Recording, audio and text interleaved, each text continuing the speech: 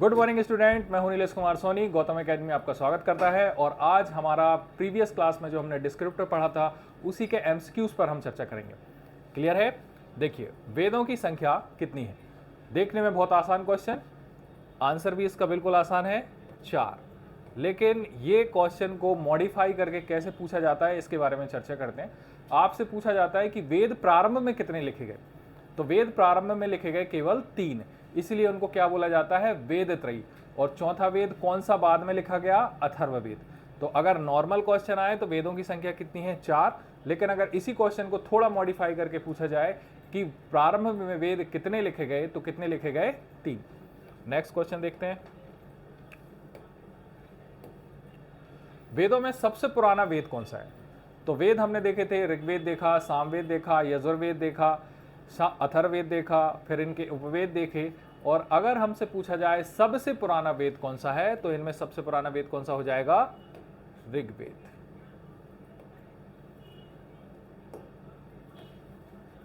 ऋग्वेद को ऋग्वेद क्यों कहा जाता है? ऋग्वेद को ऋग्वेद कहा जाता है उसकी ऋचाओं के कारण।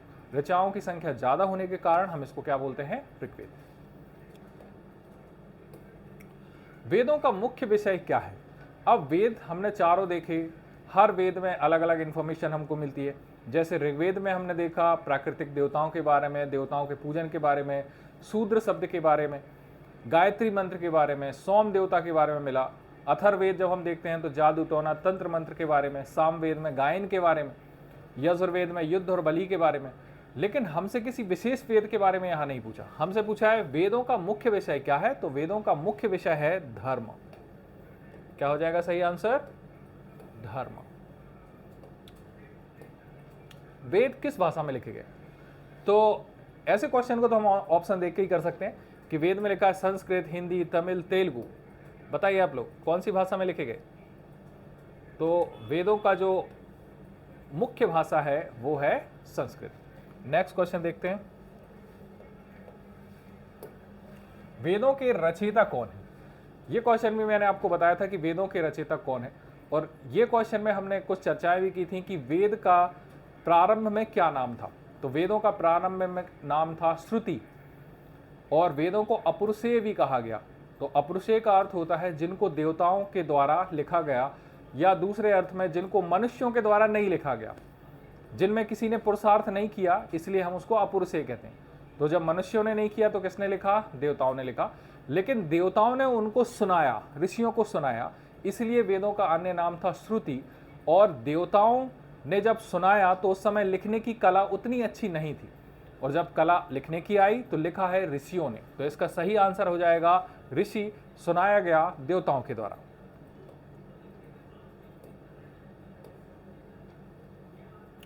वेदों का सबसे बड़ा भाग कौन सा है? ऋग्वेद, यजुर्वेद, सामवेद। अब इस क्वेश्चन को थोड़ा सा आप अगर ध्यान से देखें तो इसमें वेदों का सबसे बड़ा भाग पूछा है, पर आप कहोगे सर ऑप्शन तो ऐसे दिए जैसे कि किसी वेद के बारे में पूछा है। तो ऋग्वेद जो है उसमें जो ऋचाएं लिखी गई हैं, बहुत सारे आगे जो वेद आए, उपवेद आए, उसमें उन्हीं ऋचाओं को आगे कुछ हद तक ट्रांसफर किया गया है। लेकिन अगर आपसे पूछा जाए कि सभी वेदों में सबसे बड़ा भाग किसका है, तो उसका आंसर क्या हो जाएगा? उसका आंसर होगा ऋग्वेद। आगे बढ़ते हैं। वेदों में किस देवता की स्थिति है?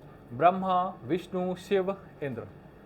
और अगर हम वेदों के समय देखें, या वेद का रचना काल देखें, या वेदों में हमें क्या चीज दिखाई गई है, किसके बारे में बताया गया है, उसके बारे में अगर हम चर्चा करें तो हमको समझ में आता है कि वहां ज्यादातर प्राकृतिक देवताओं के बारे में बात की गई।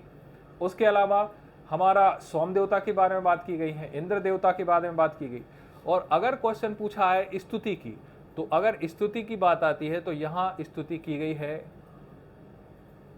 इंद्र देवता की। किस देवता की गई है स्तुति? इंद्र देवता की। आगे बढ़ते हैं। वेदों का अध्ययन करने वाले व्यक्ति को क्या कहते हैं? वेद पाठी, वेदज्ञ, वेदाचार्य, वेद शास्त्री। देखिए, इंडियन कल्चर में जैसे हर डिपार्टमेंट के लिए, जैसे अगर हम मेडिकल में देखते हैं कि जो मेडिकल की पढ़ाई करता है या जो एमबीबीएस करता है, हम उसको डॉक्टर बोलते हैं। क्लियर हुआ? वैसे ही एंशिएंट में जो लोग वेदों का पाठ करते थे उन्हें एक निश्चित नाम दिया जाता था और उनको बोला जाता था वेदज्ञ। क्या बोला जाता था? वेदज्ञ। नेक्स्ट क्वेश्चन पे बढ़ते हैं। वेदों का क्या महत्व है? धार्मिक ग्रंथ, ऐतिहासिक ग्रंथ, दार्शनिक ग्रंथ, उपरोक्त सभी। अभी हमने पिछला क्वेश्चन देखा था कि उसमें हमसे पूछा था कि वेदों का संबंध कैसे है, तो हमने सीधा आंसर लगाया था धर्म। जहां हर विषय में बात की गई है, लेकिन उसका अगर उद्देश्य बताया गया था तो हमने बताया कि धर्म। लेकिन अगर हमसे महत्व पूछा जाता है कि अगर इसका इंपॉर्टेंस क्या है, तो आप देखिए कि वेदों में हमें केवल धर्म के बारे में नहीं बताया गया, वेदों में हमें अपनी लाइफ स्टाइल के बारे में बताया गया, कैसे लाइफ जीना है, क्या करना है, क्या नहीं करना है, उन सब के बारे में हमें बताया गया। अच्छा, अब देखिए सारी चीजें वेदों के अंदर हमको मिलती हैं। उसमें हमें धार्मिक कंटेंट भी मिलता है, ऐतिहासिक भी मिलता है, दार्शनिक भी मिलता है, और इसका सही आंसर अगर हमसे कोई पूछे तो हम लगाएंगे उपरोक्त सभी चीजें हमें वेदों में मिलती हैं। वेदों के अनुसार ब्रह्मांड की रचना किसने की? ब्रह्मा, विष्णु, शिव, प्रजापति। सभी लोग जानते हैं, हमने बहुत सारे यूट्यूब सीरियल में भी देखा है कि अगर कभी भी हमारे ऐसे सीरियल्स आते हैं तो उनमें हमारे ब्रह्मांड का रचयिता किसको बताया जाता है? परमपिता ब्रह्मा जी को। अभी हमसे वेदों के अनुसार पूछा है, तो वेदों के अनुसार भी इसका सही आंसर क्या हो जाएगा? ब्रह्मा जी। नेक्स्ट क्वेश्चन पे बढ़ते हैं। वेदों में किस प्रकार के यज्ञों का वर्णन किया गया है? अग्निहोत्र, अश्वमेध, राजसूय, उपरोक्त सभी। हमने बहुत सारे यूट्यूब में सीरियल्स देखे हैं, मूवीज देखी हैं। आपने देखा होगा कि एंशिएंट जब कोई भी सीरियल आता है तो बहुत सारे यज्ञ होते हैं, तो सारे यज्ञ अलग अलग होते हैं। एक तो हमको सब बड़ा कॉमन यज्ञ है, सबको पता है कि जब रामचरितमानस के समय भगवान राम ने वापस आए थे तो उसके बाद एक घोड़ा छोड़ा था। घोड़ा जहाँ तक जाएगा उनका क्षेत्र बढ़ता जाएगा, जो उस घोड़े को पकड़ेगा उससे उनका युद्ध होगा। तो ऐसे सारे यज्ञ और युद्ध के बारे में हमें हमारे वेदों से पता चलता है। तो वो जो जिस मैं युद्ध की बात कर रहा हूँ और जिस यज्ञ की बात कर रहा हूँ वो था अश्वमेध यज्ञ। कौन सा यज्ञ? अश्वमेध। लेकिन अगर हम संपूर्ण वेदों में देखें तो हमें राजसूय यज्ञ के बारे में भी पता चलता है, अग्निहोत्र यज्ञ के बारे में पता चलता है। तो हमारा राइट आंसर हो जाएगा उपरोक्त सभी। नेक्स्ट क्वेश्चन पे बढ़ते हैं। वेदों के अनुसार मानव जीवन का उद्देश्य क्या है? धर्म, अर्थ, काम, मोक्ष। थोड़ा चर्चा करते हैं इस पे। हमारा उद्देश्य आखिरकार क्या है? जैसे अगर हम अभी देखें तो सभी लोगों का एक ही उद्देश्य है, पैसे कितने कमा लें। लेकिन अगर हम वेदों के अनुसार इस चीज को देखें तो उनका सही उद्देश्य बताया गया है मोक्ष। अब पहले तो मोक्ष पे बात करते हैं। लोगों से पूछो कि मोक्ष का मतलब क्या है, तो उनका मतलब है कि जैसे ही हम डेथ होते हैं हमें मोक्ष मिल जाता है। लेकिन वेदों के अनुसार, पुराणों के अनुसार, हमारे ग्रंथों के अनुसार मोक्ष का मतलब है मृत्यु नहीं, मृत्यु के बाद जो हमारी आत्मा है वो दोबारा इस धरती पर ना आए, उसको मोक्ष बोला गया। और वो कब मिलेगा? वो मिलेगा हमारे वेद पुराण के द्वारा हमें जो रास्ता दिखाया गया है उस पर हम जो काम करते हैं उसके जरिए हम मोक्ष की प्राप्ति कर सकते हैं। लास्टली हम क्या बोल सकते हैं कि आत्मा बार बार पुनर्जन्म से मुक्ति को मोक्ष कहा जाता है। अगले क्वेश्चन पे बढ़ते हैं। वेदों के अनुसार मानव जीवन के 3 गुण कौन कौन से हैं? तो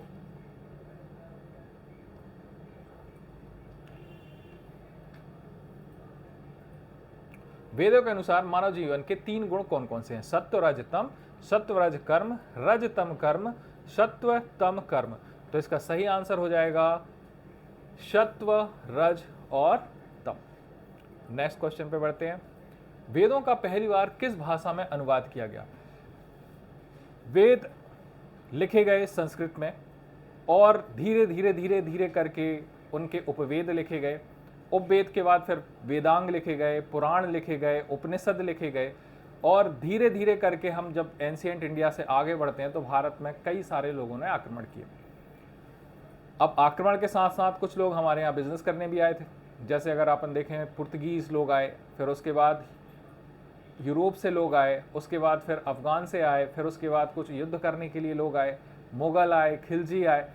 तो अब सबसे बड़ी समस्या ये थी कि उस समय हमारे वेदों का जो पार्ट था और जो हमारी प्रोसेस चली आ रही थी वो फ्रीली हम नहीं कर पा रहे थे। तो वेदों को बस एक जगह सुरक्षित रख दिया गया था। लेकिन जब भारत में अंग्रेज आए तो कुछ ऐसे अंग्रेज थे जिन्होंने संस्कृत लैंग्वेज को सीखा और फिर उनको समझ में आया कि वेदों में तो बहुत सारा सिस्टमेटिक लाइफ कैसे जीना है उसके बारे में बताया गया है। और इसीलिए सबसे पहले वेदों का ट्रांसफ़र जो हुआ, जो ट्रांसलेशन हुआ, वो हुआ कौन सी लैंग्वेज में? अंग्रेजी में। वेदों में किस प्रकार के देवताओं की स्थिति है? आदित्य, वाशुक, रुद्र, उपरोक्त सभी। वेद, अगर केवल एक वेद के बारे में पूछा जाता तो फिर हम अलग से बताते, लेकिन इसमें पूछा है वेदों में, मतलब सभी वेदों में।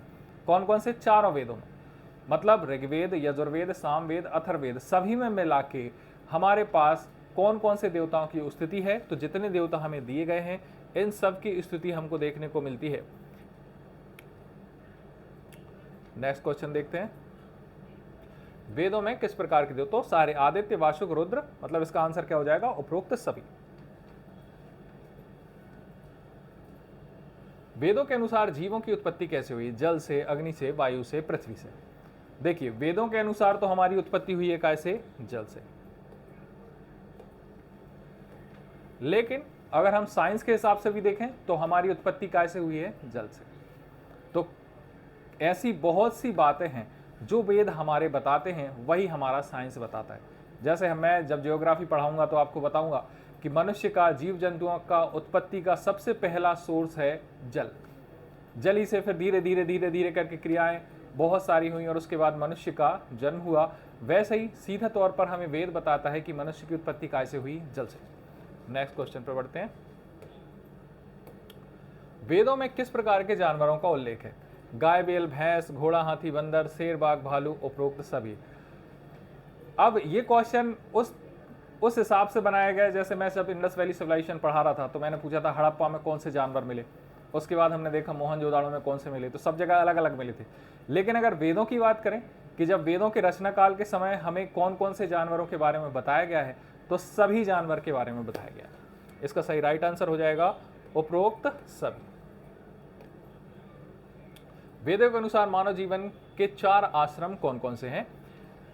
वेदों में हमें जीने का सही तरीका बताया गया है, तो उसके अनुसार 4 आश्रम बताए गए हैं। सबसे पहला ब्रह्मचर्य, फिर गृहस्थ, वानप्रस्थ और संन्यास। इसका मतलब क्या हुआ? जब तक हम एजुकेशन लेते हैं उस पूरे समय को ब्रह्मचर्य बोला जाता है। उसके बाद फिर जब शादी हो जाती है वो हमारा जो पीरियड होता है, जो समय होता है, वो गृहस्थ का होता है, फिर वानप्रस्थ का, फिर जो हमारे एंशिएंट जो हमारे पूर्वज थे वो गृहस्थ जीवन के बाद वानप्रस्थ मतलब वन की ओर अपना रास्ता अपनाते थे, और लास्ट में वो वन में संन्यास ले लेते थे। क्लियर हुआ? तो इसका राइट आंसर हो जाएगा ए, ब्रह्मचर्य, गृहस्थ, वानप्रस्थ और संन्यास। नेक्स्ट क्वेश्चन पे बढ़ते हैं, वेदों में किस प्रकार के ऋषियों का उल्लेख है? वैदिक ऋषि, पौराणिक ऋषि, स्थानीय ऋषि, उपरोक्त सही। तो इसका सही आंसर है वैदिक ऋषि। कौन से ऋषि? वैदिक ऋषि। नेक्स्ट क्वेश्चन पे बढ़ते हैं, वेदों का अध्ययन करने वाले को कौन सी विधि अपनाई जाती है? वेद पाठ, वेद अध्ययन, वेद विचार, उपरोक्त सभी। जो लोग वेदों का पाठ करते हैं, वेदों के बारे में नॉलेज को लेते हैं और उसको आगे नॉलेज को ट्रांसफर करते हैं, तो वो अपनी कौन सी मेथड को अपनाते हैं? तो अगर ऐसा क्वेश्चन आए तो हमें आंसर लगाना है उपरोक्त सभी। मतलब क्या? वेद पाठ के द्वारा भी, वेद अध्ययन के द्वारा भी और वेद विचार के द्वारा भी। तो आज हमने जो क्वेश्चन पढ़े, जो हमने पहले डिस्क्रिप्टिव में पढ़े थे, उसी को हमने देखा कि एमसीक्यूज में कैसे क्वेश्चन बनते हैं। धन्यवाद।